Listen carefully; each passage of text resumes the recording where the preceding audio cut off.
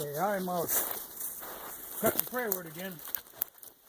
But I happened to, before I came out, I was looking on the comments on the video when I was shooting at her, and there was somebody who expressed doubts about my ability to see 250 yards, you know, a near miss or a hit. I tell you, really, it's not a problem to do that in snow. You know, you're slapping them big 405 grain bullets against frozen ground.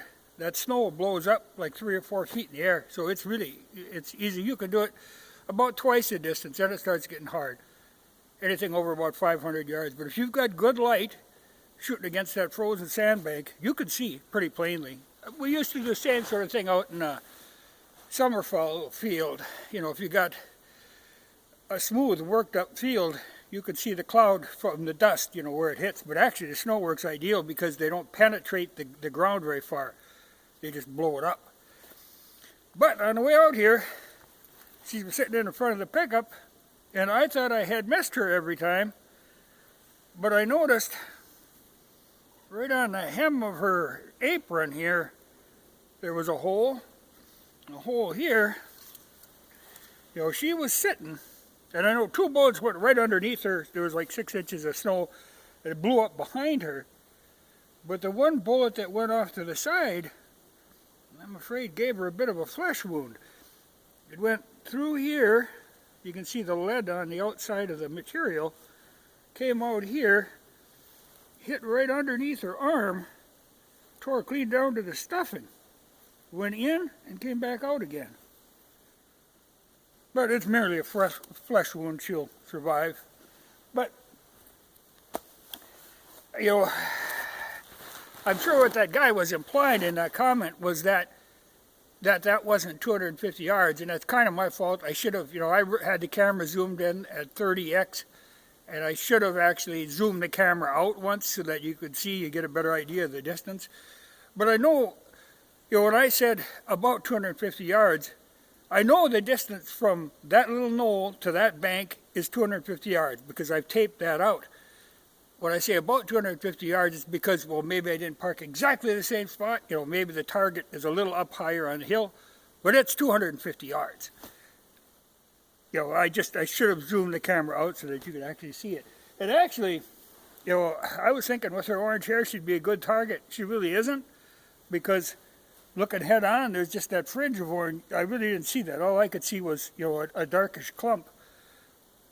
You know, and the only way to do it would be to shoot her this way. Got a few birds from the dogs dragging her around.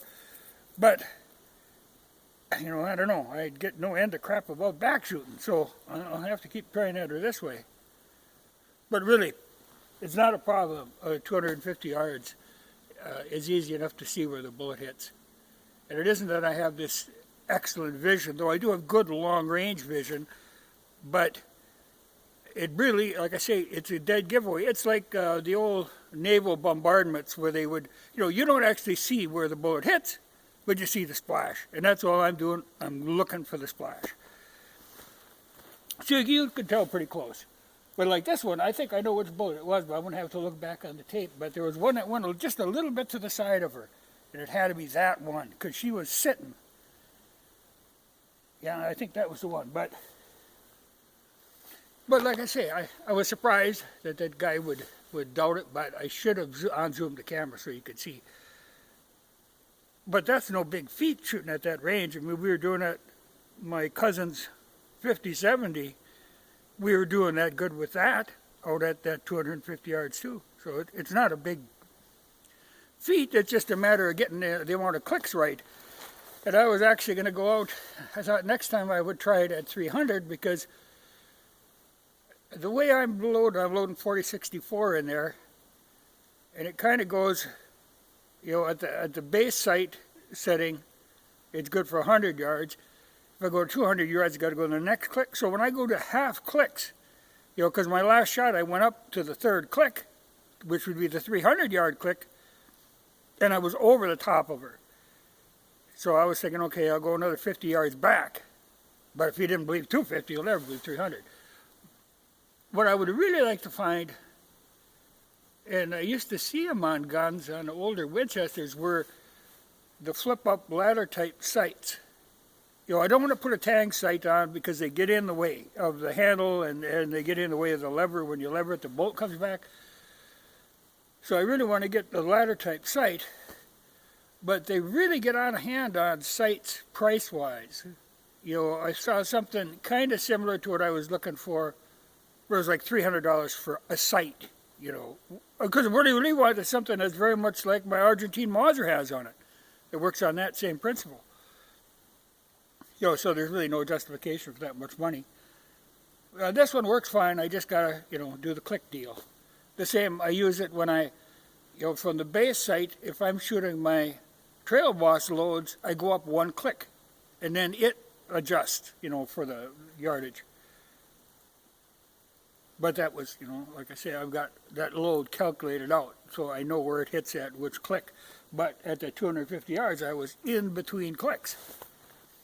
So we'll see, I might give her another 50. But believe me, I've measured that. I know exactly where I'm at on every knoll out there. I've been shooting in that spot for years.